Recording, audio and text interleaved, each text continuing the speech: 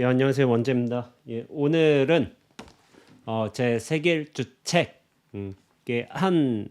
이야기를 한번 다뤄보도록 할게요. 세계 일주 책 1, 2권이 있는데 2권이요. 2권 중에서 112페이지 선택과 책임이라는 글이 있어요. 근데 이제 마지막에 제가 이제 글들을 좀 선택과 책임으로 결론을 내려가지고 이렇게 제목을 쟀는데 그 부분은 좀 빼고 제가 좀 중점적으로 이야기해 볼 만한 내용이 있어가지고 한번 이번에 다뤄보는 게 좋을 것 같아서 한번 얘기해 보도록 하겠습니다. 제가 글을 읽어가면서 또 설명하는 방식으로 한번 할게요. 첫 문장이죠.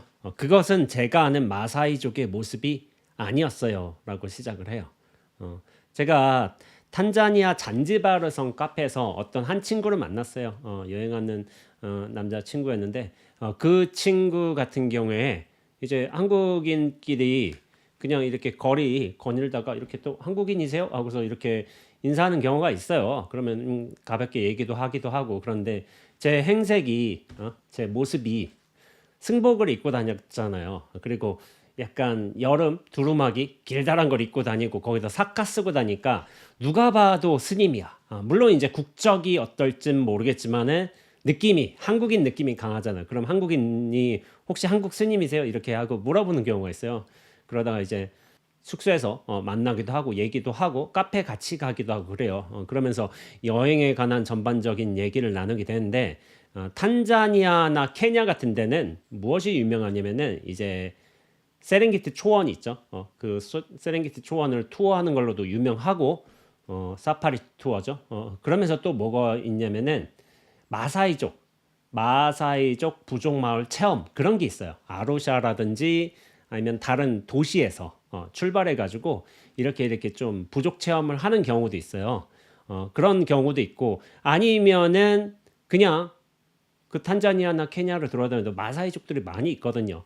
빨간 망토 같은 거 그런 거 입고 다니면서 마사이족이라고 스스로 말하기도 하고 저 같은 경우에는 누구를 만났냐면은 마사이족이라고는 안 하고 탄자니아 그쪽에 그냥 사는 친구였는데 아루샨가 어디선가 잘 기억은 안 나는데 마사이족으로 명백하게 보이는 친구가 하나 있었어. 근데 그 친구는 등치도 좋고 키도 커. 근데 뭐냐면 약간 그 호텔 주변에 뭐 상권들을 관리한다는 느낌이랄까? 거기서 뭔가 관리를 하는 것 같더라고요. 무슨 관리인지는 잘 모르겠지만 저는 엮이지 않았어요. 근데 이제 어떤 친구가 저한테 그림을 팔고 싶어가지고 탄자니아 그림인 건데 근데 그 친구 눈치를 엄청 보더라고요. 등치도 크고 뭐 작대기 같은 것도 갖고 다녀요. 그러면서 뭐 아이폰도 쓰고 있고 그래. 그러니까 저 친구가 마사이족이구나. 그러나 여기 도시에 나와서 사는 친구죠. 그런데 그림을 팔던 친구는 저 친구 엄청나게 눈치를 보더라고요. 나중에 저한테 그림을 팔려고 하고 제가 그림을 사가고 하니까 뭐라고 막 잔소리를 엄청 하는데 저한테 그림 파는 친구는 되게 착했어요. 그러니까 막 주눅 들고 막 얘기 잘 못하고 그러더라고요. 근데 이제 그들만의 어떤 딜이 있을 거예요. 룰 같은 게. 그거를 제가 구체적으로 몰라가지고 거기에 대해서 왈가왈부는 하지 않았지만은 여하튼 간에 우리가 부족 마을 체험을 가든 아니면은 그 탄자니아나 케냐 같은 데서 보면은 마사이족이 우리가 생각하는 이미지하고 좀 다르다는 걸 느낄 수 있어요. 왜냐하면 도시에 나와 있으니까. 그러니까 이 친구 같은 경우 어떤 불평불만을 했냐면은 자기가 알고 있는 마사이족은 초원에서 사자를 창으로 잡는 아주 용맹한 전사부족인 거야. 근데 이 도시에 와서 보니까 겨우 기념품들이나 팔고 있고 아니면 어디서 좀 뭐 관리나 하고 있고 그런 거야. 그러니까 관광객들을 상대로 해서 약간 이제 호객행위도 하고 뭐 마사이 부족에 데려가 준다든지 그런 것도 있고 또 기념품 파는 어떤 장사꾼의 모습으로만 보인 거예요. 게다가 이제 아이폰 과 같은 이제 좋은 기기들을 이제 갖고 다니고 있고 그리고 제가 탄자니아 아루샤에서 출발한 2박 3일 이제 세렝게티 사파리 투어도 있거든요. 거기서 이제 각 스팟마다 이제 숙소가 있단 말이에요. 거기서 지낼 때마다 마사이족이 또 나타났어요. 마사이족이 원래 그렇게 거기서 오는 건데 그러면은 각종 장신구를 팔아요. 팔찌, 목걸이, 뭐 귀걸이에서부터 여러 뭐 끈떼기에서부터 그런 걸 팔고 있어. 분명히 마사이족 모습인데 어떤 기념품을 파는 모습인 거예요. 그러한 모습을 보고 이 친구가 좀 실망을 한 거죠. 말하자면 자기가 지금까지 다큐멘터리나 사진이나 또 유튜브 영상이나 해서 본 마사이족은 사자도 때려잡고 온갖 용맹하고 초원에서 대자연을 호령하고 있는 그런 전사부족, 정말 멋있는 부족인데 겨우 기념품 팔고 있으니까 그거에 대해서 실망한 거죠. 그러니까 이 친구의 실망은 이런 거예요. 대초원에서 생존하고 있는 그런 마사이족이 아니라 관광객들을 상대로 해서 생계하고 있는 그런 마사이족의 모습이었기 때문에 이 친구의 실망은 이도저도 않게 굉장히 큰 것이죠. 그러면서 제가 이런 표현도 했네요. 약간의 배신감마저 느껴지는 말투였습니다라고 제가 표현을 하게 됐어요. 실제로 그런데 제가 알기로 세렝게티 초원에서 붉은색 옷을 그런 전통 옷을 입고 있는 마사이족은 지금도 흙으로 지은 집에서 움막에서 그렇게 지내고 있어요. 그러면서 지금도 여전히 사냥을 하겠죠. 사냥을 하고 있지만 대부분의 마사이족들은 제가 알기로는 이제 염소하고 소를 목축하면서 살아가고 있어요. 뭐 우유도 나오고 고기도 나오고 뭐 그런 것들을 통해서 음식 충당을 하겠고 또 뭐 기념품 같은 걸 만들기도 하겠죠. 그러면서 뭐 자신의 방식대로 살겠는데 근데 그들 역시도 마사이족이라고 하겠지만은 제가 알고 있기로는 뭐 케냐든 탄자니아든 결국 국가에 소속된 국민으로 됐잖아요. 그리고 국립공원으로 지정된 이제 세렝게티 초원 같은 경우에도 거기 있는 동물들이 국가의 자산인 거예요. 그리고 관광에 있어서 굉장히 중요한 동물들이고. 그러니까 더 이상 과거에 어떤 초원에서 자유롭게 살아가는 마사이족의 모습처럼 사자도 잡고 뭐 사슴도 잡고 뭐 그렇게 할 수 있는 상황이 아닐 거예요. 국가적 차원에서 귀중한 자원이 돼버렸으니까 그런 동물들이 그리고 그런 지역들이 그러니까 마사이족도 과거 뭐 100년 전에 뭐 사진처럼 사진에 보면 있어요. 마사이족 남성 하나가 죽은 사자를 딱 잡고서 이렇게 막 서 있는 듯한 모습을 서양의 포토그래퍼들이 이제 찍은 거죠. 창과 방패를 딱 들고서 죽은 사자 앞에서 딱 서 있는 모습. 야, 이 마사이족이 잡았어. 그런 사진 한 장 아니면은 여러 다큐멘터리를 통해서 마사이 부족이 아프리카에서 굉장히 유명한 전사 부족이다라고 이렇게 어떤 크게 퍼져 나갔을 거예요. 그런 이미지가 그런 모습들을 보아왔기 때문에 이 친구는 나 그런 모습 봐야 되는데 하면서 좀 배신감마저 느낄 수가 있는 거죠. 근데 생각해 보세요. 그게 몇 년 전 일이겠어요. 적어도 5, 60년 전 일, 뭐 100년 전 일 전까지 일인데 그런 것들이 아직까지도 유효하리라고 생각한다면은 약간 이 친구의 좀 잘못이 크죠. 그런데 지금의 현실을 고려해 보자면은 마사이족들에게는 생존형의 사냥보다는 생계형의 관광 수입이 더 나을 수가 있어요. 그런 생계형의 관광 수입 차원에서 또 뭐가 있냐면은 케냐, 탄자니아 초원의 어떤 근처 도시에서는 뭐가 있냐면 마사이족 전통 마을 체험 투어가 있어요. 지프를 타고 막 가 사람들을 모아서 그러면서 외지에 있는 마사이족 마을에 도착해요. 그러면은 막 움막도 있고 뭐 염소도 키우고 뭐 초원에 있고 거기에 부족민들이 살고 있어.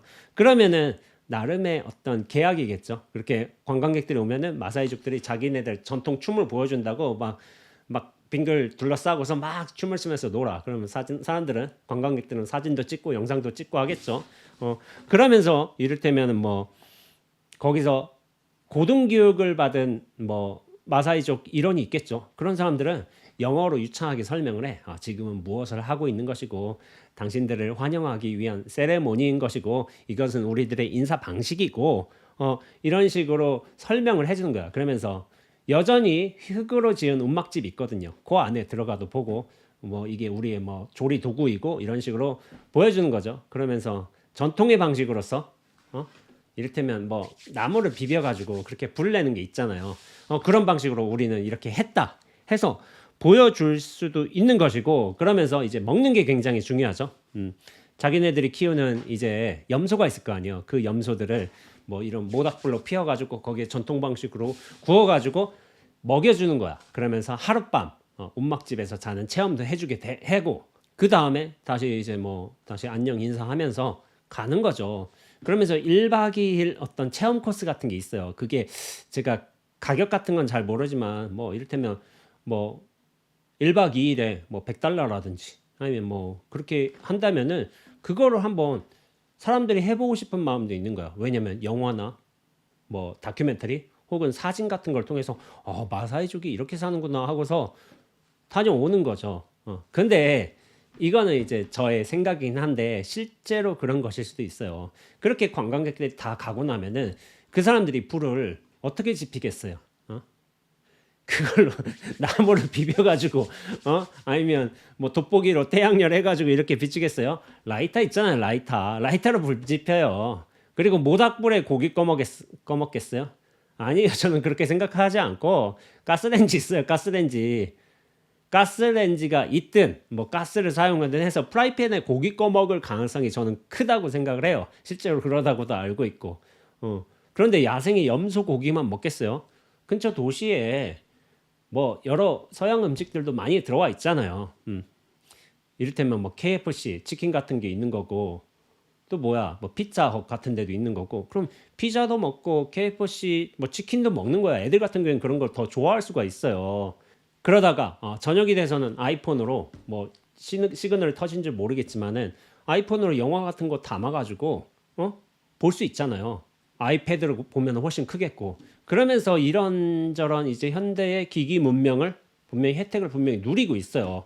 그러나 어떤 계약 같은 거죠. 관광객들이 이렇게 와서 전통적인 방식으로 살아가는 마사이족의 모습을 구경하고 싶다 하니까는 저 진짜 총구석 같은데 야생 구석이라고 해야 되나? 그런데 사는 마사이족도 있겠지만은 나름대로 그것이 수입이 된다면은 부족민들이 합의해서 20명 온다 쳐봐 100달러씩 낸다고 쳐봐요. 그럼 물론 100달러를 고스란히 받지는 않겠지만은 1인당 뭐 30달러 40달러 받는다고 해도 그것들이 마사이족 전체 어떤 부족한테는 큰 수입원이 될 수 있단 말이에요. 그러니까 그런 삶의 모습들을 재현해 주는 것만으로도 어떻게 보면 그 사람들한테는 굉장히 이득이 된단 말이에요. 그러면서 평상시에 안 하던 이게 나무로 불 지피는 모습도 보여줄 수 있는 거고 라이터 갖고 있어요. 말보로 담배도 피고 그러고 있는데 그런 것들이 나름대로 합의가 돼서 진행하는 어떤 투어 프로그램일 수도 있는 거죠.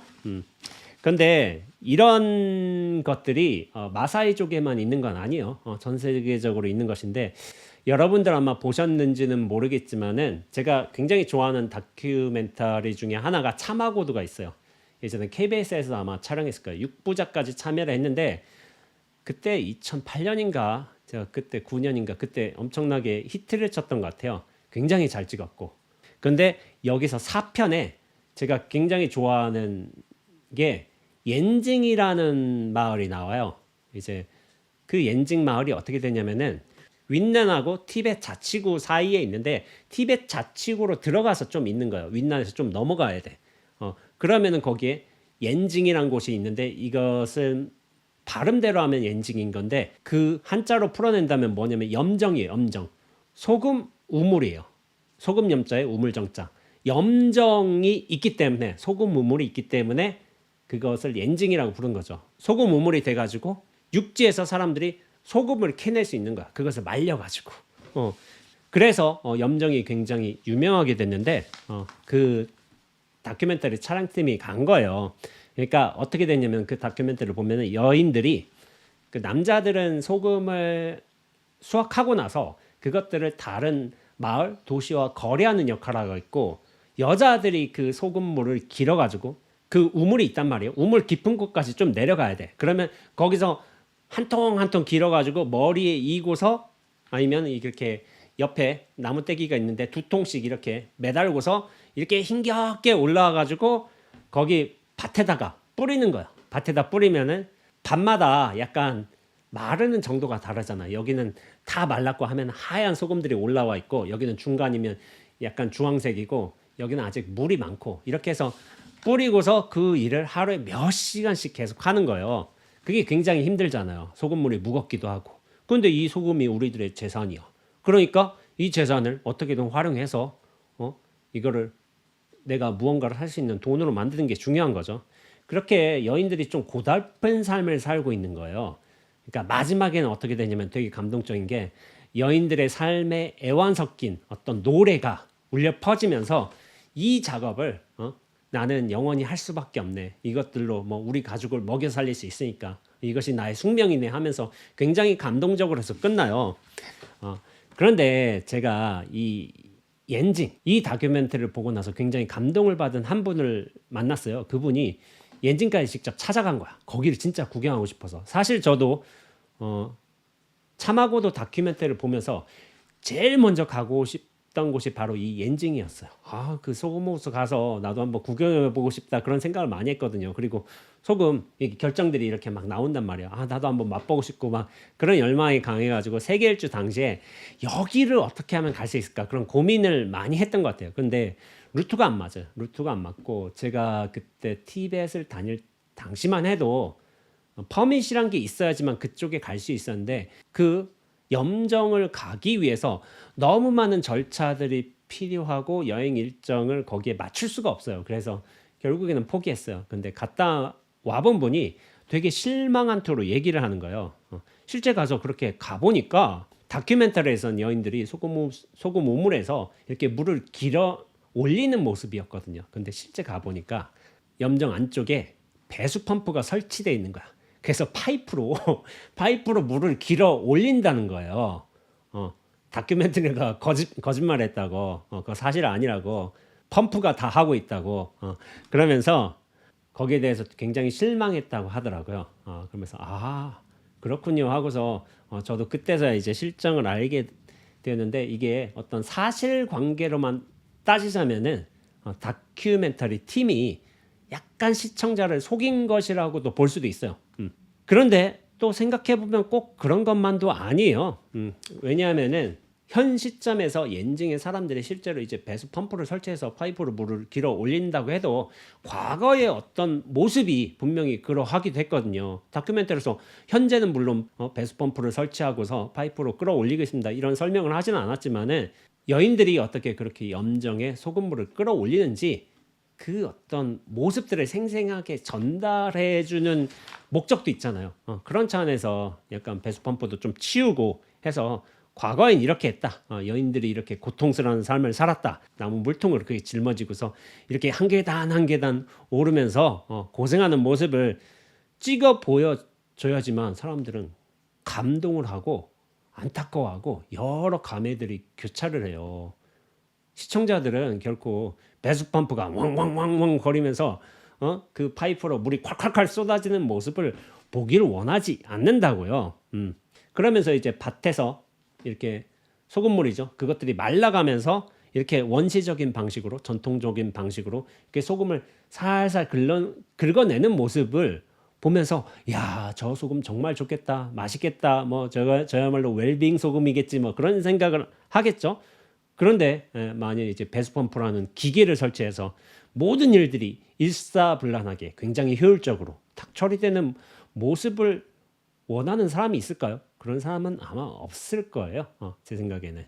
저는 그렇게 생각해요. 사진이나 다큐멘터리라는 기록들이라고 해서 모두 다 100% 완전한 사실이라고 믿지는 않아요. 마사이족들의 어떤 사냥이라든지 옌징의 어떤 여인들이 소금물을 길어 올리는 모습이라든지 하는 거는 그런 어떤 그 기록을 남기는 사람의 안목이나 관점에 따른 선택적 사실이라고 보고 있어요. 거짓은 아니에요. 분명히 과거에 그러긴 했으니까. 그런 면모도 있었으니까. 그러나 이 사실이란 게 전면적인 사실이 아니라 선택적인 사실이라는 거죠. 하지만 사람들은 그 영상이라든지 사진이라든지 뭐 그를 통한 기록을 100% 사실처럼 좀 믿으려는 생각이 있어요. 그런데 그것은 어떤 의미에서는 좀 욕망이 아닐까 하는 생각을 하고 있어요. 실상은 실제로 여러 다른 삶을 포함하고 있죠. 그러나 어떤 대표적인 모습, 하나의 관점이라고 해서 그것이 전체를 포함하지는 않거든요. 전체가 훨씬 큰 것이지 그렇게 사는 모습 역시 있었다. 이것이 우리의 과거에 우리가 살아가는 방식이었다. 이런 식으로 글이나 기록이나 어떤 영상물을 참조하는 게 좋지 그것을 전체로 확대해서는 안 되는 거예요. 그렇기 때문에 그 잔지바르에서 만난 친구 역시도 약간 그런 점에서 실망을 한 거죠. 그래서 그것은 제가 아는 마사이족의 모습이 아니었어요라고 저한테 말했지만은, 마사이족이 그렇게 100% 초원에 나가서 사냥하는 마사이족만 있었을까요? 그 50년, 60년 전에도 저는 그렇게 생각하지 않습니다. 그러나 그 대표적인 모습 하나를 가지고 전체로 확대시키려고 했던 거는 사실 우리들의 욕망, 어떤 고정관념의 확대화가 아닌가 하는 생각을 하고 있어요. 그런데 여기서 제가 말하고 싶은 바는 이거예요. 우리가 기록에서, 사진에서, 영상에서 그렇게 보았던 어떤 마사이족의 모습, 엔증 여인의 모습이 있으니까 그들은 이렇게 살아야 돼. 이게 원래 맞는 거야.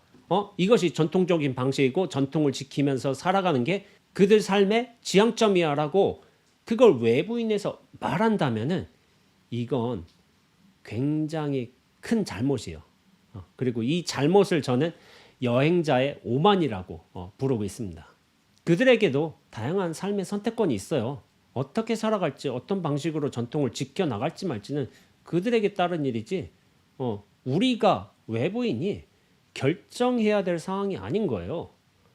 잔지바르 섬에서 만난 그 친구는 마사이족에게 약간의 배신감마저 느낀다고 했잖아요. 그런데 엄격하게 말해서 배신한 것은 그 친구의 기억이나 어떤 기억에 대한 욕망인 것이지 마사이족 현재의 삶은 아닌 거예요.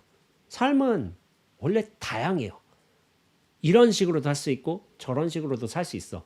이런 사실을 그 친구도 모르고 있을까요? 삶은 다양하다는 걸 알고 있어요. 그런데 뭐에 대해서 배신감을 느끼냐, 그거를 명확하게 봐야 되는데 자신의 기억인 거예요. 자신의 기억. 내 기억은 이렇고 내가 알고 있는 사실은 이래. 거기에 대한 집착 때문에 배신감이 느껴지는 거예요. 어떤 의미에서는. 비록 책이나 다큐, 어떤 사진 같은 것을 통해서 마사이족이나 어떤 엔증의 여인이 그렇게 산다고 묘사됐다 하더라도 우리의 기억에 맞추기 위해, 우리의 관념에 맞추기 위해 그들이 여전히 똑같은 삶의 방식으로 살아야 할 이유는 없어요.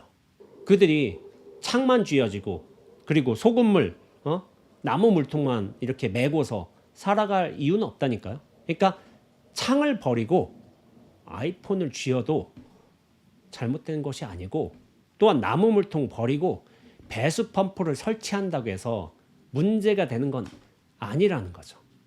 제가 세계 일주를 하면서 그나마 좀 느끼고 배운 점이 있다면은, 내 기준대로 사람들을 평가하면 안 되겠구나. 내가 살던 삶의 방식대로, 어떤 관념의 습관대로 사람들을 이렇게 저울질해서는 안 되겠구나. 그런 생각을 많이 하게 됐어요. 그들에게는 그들이 살아온 어떤 방식이 있을 것이고, 환경에 대한 이해도 있을 것이고, 아니면 그 대중들이 가지고 있는 통념도 있을 거예요. 그런 것들이 있고 나와는 다를 수 있고, 그만의 선택에 의해서 자신들의 결정된 문화, 사회를 그렇게 살아가고 있는 거죠. 이게 전통도 마찬가지예요. 전통도 마사이족 같은 경우도 그 사자를 잡는 용맹한 마사이족처럼 이렇게 보이는 사진이 있잖아요. 그 사진이 언제 나왔겠어요. 뭐 적어도 모르겠지만 50년, 60년 그런 것들을 붙들고서 야, 마사이족은 이렇게 살아야 되지 않느냐. 그거 굉장한 오만함이고 어떤 알매 부족인 것이고, 반대로 얘기해 볼까요? 우리 지금 6.25 전쟁, 6.25 전쟁을 겪은 지가 말하자면 1950년에 겪었다 치면 70년 정도가 지났잖아요. 누가 6.25 전쟁 당시 폐허된 어떤 서울의 한양의 모습, 그런 걸 가져왔다 쳐봐. 그러면서 70년 전의 모습을 딱 가져오고서 야, 한국 이렇게 살아야 되는 거 아니야? 이렇게 폐허되고 다리 무너지고 다 한복 입고 다니고 그런 모습이어야 되는데 야, 이렇게 잘 살고 있어 한다면 우리가 어처구니가 없을 거 아니야. 당연히. 야, 이거 70년 전 일이잖아. 70년 사진인데 70년이면 강산이 10년 만에 변한다는데 7번이나 변했는데 우리도 어떻게 하면 잘못하고 있는 거예요. 70년 전의 마사이 부족의 모습을 들이대면서 이렇게 살아야 되는 게 맞는 거 아니냐. 그렇게 주장을 한다면은 심각한 실수인 거죠. 우리의 70년과 비교를 해 본다면은. 물론 그들이 여전히 아프리카 초원에서 움막 짓고 그렇게 지역 부족민으로 그렇게 염소, 소를 키우면서 그렇게 살아가고 있지만은 70년, 50년이 지난 지금에 있어서 그들도 그들의 삶에 대한 선택권이 분명히 있어요. 그 점을 충분히 우리가 용인하고 그리고 그 선택권을 존중해 줘야 한다는 게 저의 입장입니다. 그들에게도 이런 선택의 자유가 있는데 우리들의 기억을 빌미 삼아서 그렇게 그들의 삶을 인정해 주지 않고 이렇게 돼야 되지 않느냐라고 생각한다면 그건 여행자의 진짜 큰 오만인 거죠. 그러니까 여행이란 건 어떤 종류의 미덕이 있냐면은 내가 가진 기억을 재확인하는 게 아니라 내가 가진 게 꼭 옳지 않을 수도 있겠구나. 나만이 정답이 아닐 수도 있겠구나. 라는 식으로 자기 성찰하는 미덕이 있는 거예요. 여행이라는 거를 왜 하겠어요? 어떤 변화를 위해서 새로운 관점을 찾기 위해서 그렇게 하는 것이겠지 내 삶의 내용물들을 재확인하기 위해서 떠나는 여행이 있을까요? 근데 많은 분들이 좀 그러기도 해요. 야, 엔진 가서 야, 저렇게 사는 모습을 꼭 지켜보자 하는 게 저도 가졌던 어떤 욕망일 수도 있겠죠. 그러나 배수 펌프를 그렇게 설치한다고 해서 그렇게 해서 이렇게 살아가는구나 라는 식으로 다시 생각할 수는 있겠지만 거기에 대해서 배신감을 느낄 것 같지는 않아요. 그런데 어떤 자신의 삶에 대한 기억에 대한 욕망이 강하다면은 어떤 의미에선 자기 중심성이 굉장히 강하다면은 그들의 삶의 선택권을 존중하지 않고 왜 이렇게 살지 않느냐 이런 식으로 해서 그들에 대해서 어떤 비난을 하면서 다큐멘터리 팀도 욕하면서 모든 이런 것들이 잘못되었다는 식으로 그런 책임 전가를 할 수도 있다는 거죠. 그러나 근본 입장에서는 내 내 생각, 내 기억이 잘못될 수도 있다. 이거를 기반으로 깔고서 그 모든 상황이 펼쳐질 수도 있다 하면서 담대하게 그 변화 상황을 받아들이는 게 굉장히 중요하다고 생각하고 있어요. 그런 차원에서 여행이 언제 굉장히 풍요로워지는지 아세요? 내가 의도했던 대로 가지 않을 때. 아이러니하게도 그때 여행이 풍요로워져요. 내가 생각했던 대로 내 기준대로 가는 게 아니었구나 하면서 여러 삶의 모습들, 생각들을 수용할 적에 그때 굉장히 풍요로워지는 것이지 야, 내 기준대로 사람들이 이렇게 살아야 돼. 저렇게 생각해야 돼. 행동 패턴이 이래야 돼. 라고 착각하고 거기에 대해서 집착한다면은 굉장히 좁은 의미로서의 여행을 하고 있는 거예요. 마사이족에게는 그들의 삶의 방식을 선택할 자유가 있어요. 그렇게 전통의 방식으로 살아갈지 아니면 뭐 현대의 문명에 들어와 살지 그리고 관광객들을 받아들이면서 그렇게 약간 중간의 모습으로 살아갈지 그것은 그들의 선택인 거예요. 설사 사냥이나 목축 같은 것을 그만두고 수공예 품 만들어서 그렇게 살아가는 것도 그들의 선택이자 자유인 것이지 그것을 우리가 재단할 수 없다는 거죠. 예전에 제가 정글의 법칙이라는 프로그램을 보지는 않았고 어떤 거기에 대해서 논란이 되는 이슈 하나를 뉴스로 접하게 된 적이 있어요. 김병만 부족이 그 사람들이 남태평양의 어떤 섬으로 좀 외딴 섬으로 간 거야. 그러면서 원시 부족민들이 아직 이렇게 살고 있다라는 모습으로 어떤 그 예능 프로그램에서 이렇게 보여주는 거야. 전통 방식으로 여전히 이렇게 살아가는 사람들이 있다라는 식으로 보여졌는데 나중에 누군가 거기를 다녀온 사람이 그 프로그램에 관해서 허위 사실이라고 약간 폭로식으로 얘기를 한 거예요.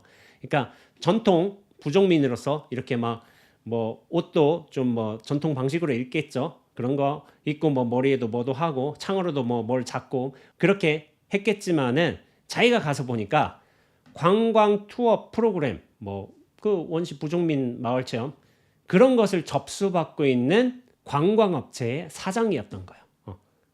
저 사람이 저 부족민의 어떤 대표처럼 나오지만 사실은 사장이었다. 이런 사실을 폭로한 거예요. 사장의 그런데 모습은 어떠겠어요?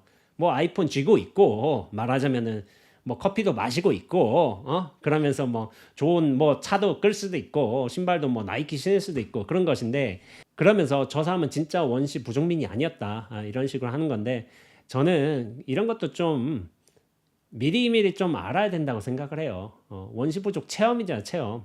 그 사람이 꼭 그런 방식만 살아야 할 필요는 없어요. 관광업을 유지할 수도 있지. 그러면서 사장으로 할 수도 있고. 다만 인연에 맞게끔 좀 코스프레도 하고 이렇게 살아가고 있다. 보여준다면은 관광 체험하는 사람들도 우리가 원시 부족민 체험을 해봤다. 그것도 체험인 것이지 그 사람이 거기서 들어가서 살 일도 아니잖아요. 그러면 그 체험을 해주게 한다면은 그 투어 프로그램도 저는 나쁘지 않다고 생각하고 있고 그들도 이런 방식으로 살아가고 있구나 하는 관점에서 여러 가지 삶도 수용할 수 있다고 생각을 해요. 그리고 제가 선화에서 살다가 좀 웃긴 경우가 한 번 있었는데 그거 한번 얘기해 드릴까요? 어떤 스님이 저한테 막 물어본 거예요. 제가 뭐 세계 일주를 하면서 그리스도 갔을 거 아니에요. 그리스도 갔는데 그리스 그럼 아테네 갈 거 아니에요. 수도니까 뭐 산토리니도 갔고 했는데 그러면 그 스님이 물어본 거예요.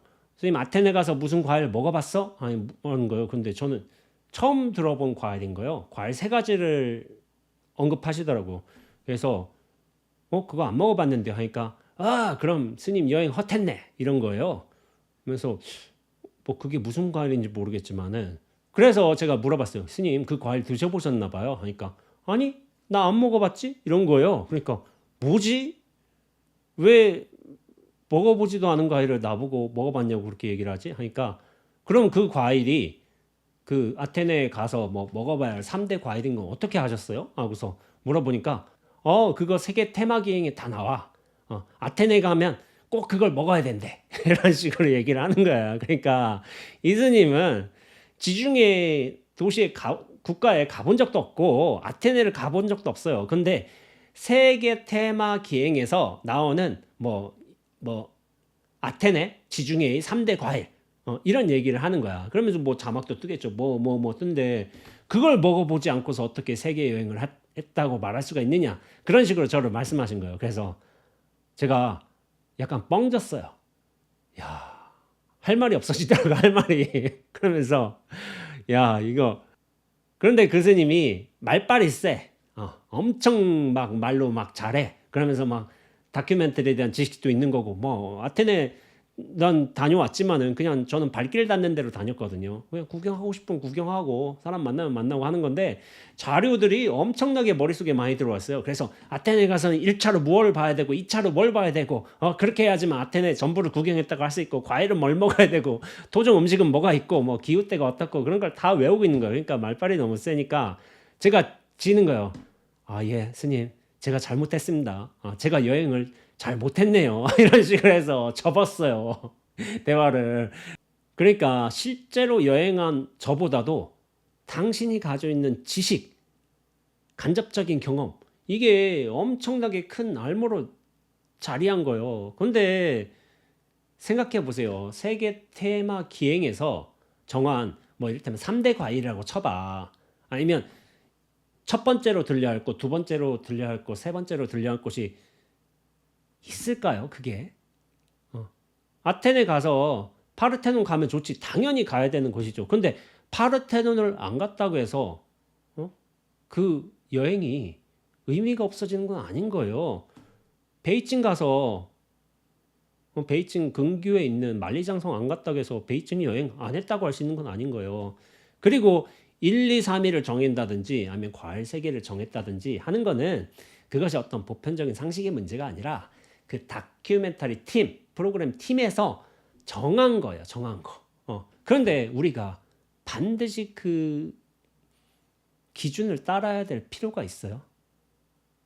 물론 따라가면 알찬 여행을 할 수도 있죠. 뭐 파리의 5대 관광 명소를 꼭 간다면 나 이렇게 알찬 여행을 했어. 참 볼 거 다 봤어. 이렇게 할 수도 있지만은 제 기본 입장은 가면 좋지만 안 가도 상관없어요. 안 가고 어떤 광장에서 한국 비보이들이 춤추는 모습을 봐도 그것도 여행인 거지. 나름대로 깨달을 게 많이 있어요. 거기서 야 한국인들 야 한국 문화가 이렇게 잘 퍼져나가네. 야 역시 실력가다. 이런 식으로 생각해도 그 여행은 의미가 있는 것이지 어떤 책이나 프로그램이나 그것이 알려주는 대로 따라간다면 그게 무슨 여행이겠어요. 자기만의 방식으로 자기만의 관점으로 그렇게 여행지를 돌아다니면서 여러 사람도 만나고 문화도 체험하고 하는 게 저는 낫다고 생각하고 있어요. 아테네 3대 과일을 먹지 않았다고 해서 스님 여행 제대로 한 거 아니야 이런 식으로 말한다면은 이 스님 좀 그렇죠. 이런 분이 만일 여행을 한다면은 옌징에 가서 나무 물통에 소금 그 우물에서 물 길어내는 모습의 여인들을 상상하고 갔는데 배수 펌프 설치해봐. 엄청나게 화낼 거 아니에요. 이게 무슨 삶이냐고. 왜냐하면은 자기가 본 기록하고 다르니까 다큐멘터리 기록하고. 그리고 마사이족 같은 경우도 관광 물품 팔고 있으면 빨리 가서 잡아야지, 하마 잡아야지. 지금 뭐 하고 있는 거냐고 이렇게 호통칠 사람인 거예요. 말하자면은 그분이 여행을 하는 방식은 뭐예요? 유튜브 보는 거예요. 유튜브. 그러면은 어쩔 수 없죠. 유튜브 보면서 야 그리스가 이렇구나, 뭐 마케도니아가 이렇구나, 뭐 탄자니아가 이렇구나 하고서 그거를 끊임없이 기억에 쌓는 거겠죠. 근데 이 기억에 쌓고서 그것에 집착하는 건 별로 좋은 방법이 못 돼요. 그 스님 같은 경우에 실제로 뭐 돌아다닌 나라도 없고, 그러나 유튜브로서 세계 테마 기행으로서 그렇게 끊임없이 정보를 집적하고 있는 거죠. 그러나 제 생각은 그래요. 어떤 기록에서 알려주는 내용물과 별개로 자기 자신이 직접 경험해보고 거기서 느끼는 게 중요하다고 생각을 하는 것이지, 거기 기록의 방식, 다큐멘터리, 사진, 글을 꼭 따라갈 필요는 없다고 저는 생각을 하고 있습니다. 자기 방식으로 소화하면 되는 거예요. 그런 식으로 생각하고 있는데, 그 스님 같은 경우에는 유튜브 세상에 머무르면 되죠. 그러면은 거기에 뭐 별다른 갈등 없이 그렇게 유튜브 여행을 하실 수 있는 거겠죠. 앞서서 저는 이제 여행자들이 가지고 있는 착각에 관해서 얘기를 했죠. 약간 착오죠. 그리고 상대방에 대해서 가지고 있는 어떤 고정관념들, 내 기억에 대한 집착, 삶에 대한 집착을 얘기했는데, 이렇게 볼 수 있어요. 우리는 구체적으로 어떤 다른 나라로 여행을 하기도 하지만은 우리 자체가 이미 여행자일 수가 있는 거죠. 왜냐하면 이 세계, 이 삶에 들어와 버렸어요. 딴 곳으로 우리가 살고 있는 터전에서 벗어나서 딴 지역을 가는 것만이 여행이 아니라 커다란 의미에서 이 삶 자체가 어떻게 보면 여행지예요, 여행지. 그리고 우리는 지금 이 순간을 살고 있는 여행자라고 말할 수 있죠. 그런데 이 삶이라는 여행지에서도 우리는 똑같은 오류를 범하고 있는 경우가 많습니다. 그게 뭐냐면은 우리가 가진 기억, 관념, 상식에 따라서 다른 사람들이 그렇게 살아주길 원하는 거예요. 이게 굉장히 커요. 삶을 살아가는 기준과 방향은 내가 정하고 그렇게 성취하고 실행하는 것은 다른 사람들이 이렇게 살아줘야 돼 라고 하는 그 경향성이 엄청 강해요. 특히나 우리가 가정을 가지고 있다면 배우자나 자녀에 대해서 그런 경향성을 강하게 보이는 경우가 많습니다. 나는 의견을 제시해. 그러나 실행은 네가 해. 이거예요, 이거. 그러니까 그것이 다른 사람에서도 그렇지만 세상에 대해서 정가하는 면도 있어요. 이렇다면 세상은 이런 방식으로 저런 방식으로 나아가야 된다라고 이렇게 주장을 하는 사람이 있어요. 근데 그런 실행은 어떻게 하냐면은 그건 당신이 해야 돼 라는 식으로 하는 거예요. 그런 분들에게 제가 묻는 거죠. 세상이 그렇게 나아가야 된다고 확실히 믿는다면 그것도 좋은데, 그럼 그것을 위해서 당신은 무엇을 하고 있는가요? 라고 물어본다면은 대부분은 좀 꿀먹은 벙어리가 되는 경우가 많이 있어요. 주장과 의견만 있어. 근데 실행은 남이 해야 돼. 이게 정말 거대한 불이치거든요. 제가 좀 재밌는 경우를 얘기해 볼까요?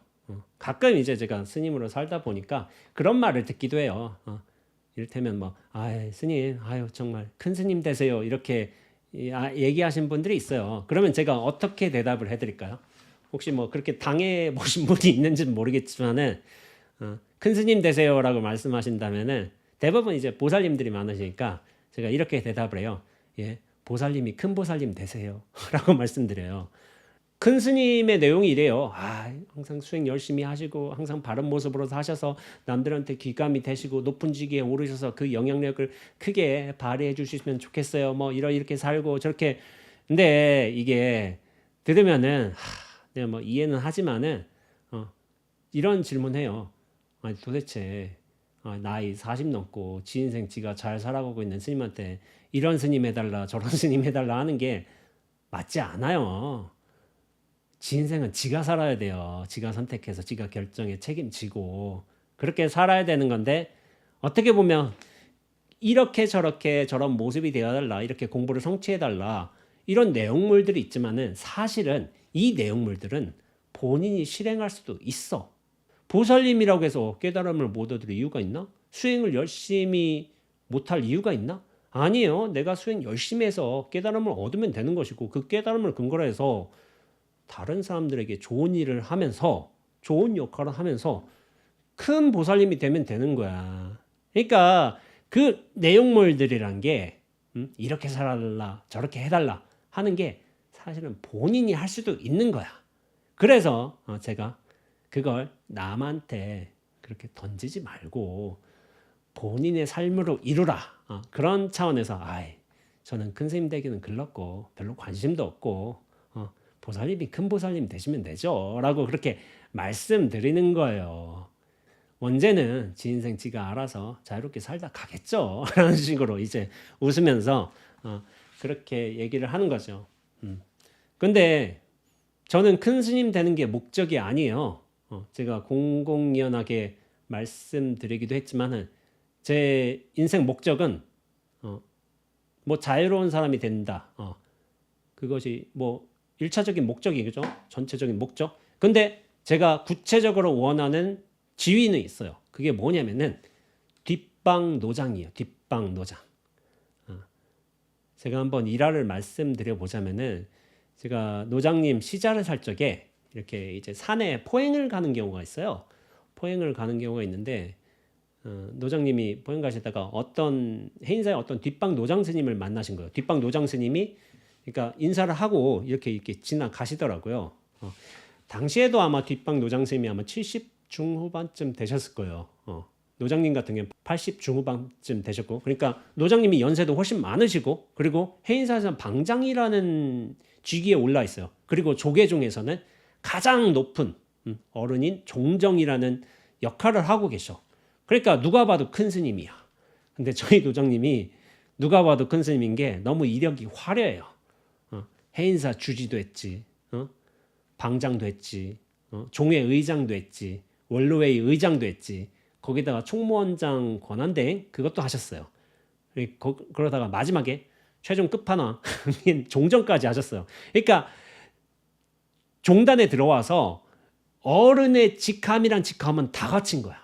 큰 스님의 어떤 최상위 과정을 다 거치셨어. 그러니까 어떻게 보면 끝판왕인 거예요. 끝판왕. 근데 끝판왕인데 그 끝판왕이 이런 말씀하시는 거예요. 뒷방 노장이 이렇게 산을 열심히 올라가고 계시니까 저한테 이런 말씀하셨어요. 야, 저희 발걸음이 참 가벼워 보인다. 이런 말씀하신 거예요. 그러니까 그 스님께서 성큼성큼 잘 올라오고 계시더라고요. 그러면서 노장님이 저한테 이런 말씀하시더라고요. 야, 나는 이 방장이나 종정 이런 거 하고 있는데 저희 얼마나 저렇게 가벼워 보이냐. 발걸음도 가볍고 모양도 말끔하고 그러면서 당신은 이제 방장하고 종정을 역임하고 계시잖아요. 그러면서 야, 나는 절집에서 오래 살아서 그 밥값 한다고 이 직이 가지고 있지. 사실은 뒷방 노장이 좋은 거다. 저렇게 가볍게 살고 자유롭게 사는 게 좋은 거지. 나는 어쩔 수 없이 이 역할을 하고 있다고 그런 말씀을 하시더라고요. 그래서 제가 그때 결심을 했던 것 같아요. 내 목표는 뒷방 노장이다. 뒷방 노장 되는 게 내 인생의 목표다. 근데 반은 성취했어요. 반은. 어떻게 반은 성취했냐면 제가 낙감에 들어와 있잖아요. 수도암에 작은 암자에 들어와 있어요. 낙감도 나름대로 이제 뒷방이라고 할 수가 있어요. 그러니까 뒷방은 들어왔어. 그러나 노장은 아직은 안 됐어요. 아직은 젊은 스님으로 불리고 있고 10년 뒤에도 저는 젊은 스님이라고 불릴 것 같아요. 왜냐하면은 워낙 평균 연세가 높아졌어요. 지금 수도암 선원에 큰 방에 앉으시는 스님들의 평균 나이가 61세라고 해요. 저는 40대잖아요. 그러니까 아직도 어려. 근데 10년 뒤에도 어릴 예정이야. 왜냐면 10년 뒤에는 65세, 6세, 7세가로 간다니까. 그 평균 나이가. 그러니까 나는 여전히 어릴 거야. 10년 뒤에도 50이 넘어도 어려. 그렇게 될 가능성이 크죠. 그러니까 저는 반은 잃었어요. 근데 반은 아직 못 잃었어요. 노장이 안 됐기 때문에. 이제 완전히 이루려거든 저는 늙기만 하면 돼요. 제대로 늙으면은 나중에 제대로 뒷방 노장 되는 거죠. 그런데 뭐 뒷방 노장이 뭐 할 일 없는 사람이 뒷방 노장이 되면 뭐 좋겠지만은 뭐 인연에 따라 또 할 일은 하는 거죠. 저 같은 경우는 수행자라는 기본 타이틀이 있으니까 기본 역할도 있고 하니까 공부에 관해서 궁금하신 분들 이렇게 뭐 공부 지도도 할 수 있는 것이고 뭐 글 쓰면 글 쓰는 거고 뭐 영상 작업하면 하기도 하는 거고 그러니까 뒷방 노장을 기본 베이스로 하되 자기 인연과 역량에 맞게끔 여러 가지 활동을 하는 것도 나쁘지는 않아요. 꼭 한가하게만 살아서만 뒷방 노장인 것만은 아닌데 인연에 맞게끔 자연스럽게 자기 역할을 충실히 해 나가면서 사는 것도 나쁘지 않다고 보고 있습니다. 앞에서 제가 여행자의 오만이라고 했잖아요. 삶의 무수한 방향성과 가치들, 어떤 모습들, 기준점이 있을 것인데 그것을 인정하지 않고 내 기준대로 사람들이 살아주기를 바라는 오만. 단지 여행자의 오만이 있는 것이 아니라 사람의 오만도 있는 거예요. 자기 기준을 버리지 못하고 그것을 남에게 투사하고 강제하고 한다면은 그거는 인간의 오만인 거죠. 여기서 정말 제대로 봐야 되는 거예요. 그 욕망이 어디에서 시작되었는가 그거를 정말 잘 보아야 한다는 거예요. 세상에 삶의 모습은 다양해요. 사람의 관점도 다양하고 그런 것들은 일종의 결과물이야. 그런데 이 결과물이 이래야 된다, 저래야 된다, 이렇게 나아가야 된다 생각하는 거는 나의 욕망이라고요. 욕망. 그 욕망을 잘 보아야 한다고 말씀드리고 있는 겁니다.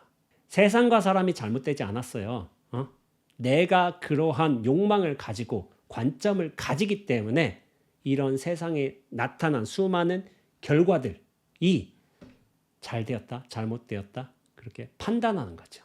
세상이 이렇게 나아가야 되고 사람은 마땅히 이렇게 행동해야 된다라고 생각하지만 실제로 그렇게 되는 일은 별로 없거든요. 그러면서 그것에 맞지 않는 듯한 사람들의 다양한 경우 세상에 일들이 있는데 그런 경우들이 어떻게 보면은 우리 삶의 중심성, 나에 대한 중심성, 나에 대한 집착들을 깨주기 위한 여러 증거들로서 나올 수 있다고도 저는 생각하고 있습니다. 그러면서 그거를 받아들이는 게 그리고 삶의 다양한 가능성들을 용인해 주는 게 어떻게 보면 우리가 진정한 나 자신으로 나아가는 일이겠죠. 바깥의 여행지만 여행하는 게 여행이 아니에요. 이 삶 전체를 여행으로 보면 돼요. 여행으로. 그러면서 나는 지금 이 순간 이러한 여행을 하고 있는 거예요. 그런데 내가 불편하게 느끼고 내가 좀 더 꺼림직하게 느끼는 여러 이제 오류와 착오들은 어떻게 보면은 나의 중심성을 깨주기 위한 삶이 선사하는 다양한 어떤 경험이자 선물일 수도 있다는 생각을 하고 있습니다. 이 중심성에서 좀 벗어나라고 너에 대한 집착에서 좀 빠져나가 보라고 이렇게 수많은 오류들, 시행착오들을 보낼 수도 있다는 거예요. 남이 이렇게 살고 저렇게 살고 이것은 옳다, 그르다 판단하고 생각하고 분별하고 이런 거 참 저는 부질없다는 생각을 많이 하게 돼요. 왜냐면 결국 남의 일이잖아, 남의 일. 남의 일에 대해서 이렇게 평가 내리고 저렇게 뭐 좋아하고 싫어하고 한다는 게 도대체 무슨 의미가 있을까 하는 생각이 들어요. 그러면서 우리는 삶은 이래야 되고 사람은 이래야 된다라는 식으로 주장을 강하게 하는 사람도 있지만은 그 주장이 진실로 설득력을 얻기 위해서는 그 기준, 분별에 맞게끔 내 삶이 그러해야 돼요. 세상에 똑똑한 사람 많아요. 아는 경우도 많고 알의 영역도 다양하고 크기도 다양하고 저는 정말 똑똑한 사람들을 여러 만나봤기 때문에 그런 사람들 보면서 야 나는 안 똑똑하구나. 나는 별로 아는 게 없구나 하는 생각을 되게 많이 해요. 그러면서 그럼 내가 뭘 잘하지? 라고 생각할 적에 내가 하는 주장만큼 내 삶이 실제로 그러해야 되겠구나 라는 생각은 많이 하고 있어요. 백천가지로 똑똑한 주장을 할 수도 있죠. 하지만 그것을 진정으로 자신의 삶으로 소화하는 것이 정말 중요한 삶의 방향성이라고 생각하고 있습니다. 그래서 이런 말씀을 드리면서 이번 영상을 끝맺도록 하겠습니다. 자신의 삶보다 위대한 증명은 없습니다. 주장으로 증명하는 게 아닌 거예요. 자신의 삶으로 증명해야 되는 거예요. 일치해야 된다고요. 남이 이렇게 살아야 된다. 세상은 이렇게 가야 된다. 그렇게 주장만 할 게 아니라 나는 이렇게 살고 있고 세상은 이렇게 가야 되기 때문에 나는 이런 실행을 하고 있다. 그걸 말할 수 있어야 한다니까요. 그것이 일치된 삶이죠. 그리고 이 일치된 삶만큼 위대한 증명은 없는 거예요. 예, 오늘은 제가 여행하면서 느꼈던 여러 경험들을 통해서 이 삶이 어떻게 나아가야 하겠는가 하는 어떤 생각을 조금 정리해 봤어요. 그러면서 제가 든 생각은 정말 내 기억, 믿음이 집착이 될 수도 있겠구나. 그것을 많이 비워내야 하겠구나 라는 것을 여행의 다양한 경험들을 통해서 좀 느꼈던 것 같기도 해요.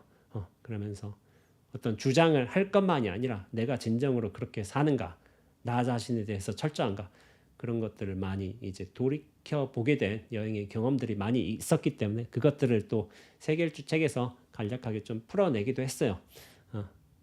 그러면서 얻게 된 가장 중요한 결론 중에 하나는 정말 삶이 그렇게 바르다면은 말조차도 참 부수적일 수밖에 없겠구나, 그런 경험들이 있었기 때문에 이것을 하나의 예시를 통해서 그렇게 한번 얘기해 보았습니다. 예, 오랜 시간 영상 시청해 주셔서 감사하고 다음 영상 때 뵙도록 하겠습니다.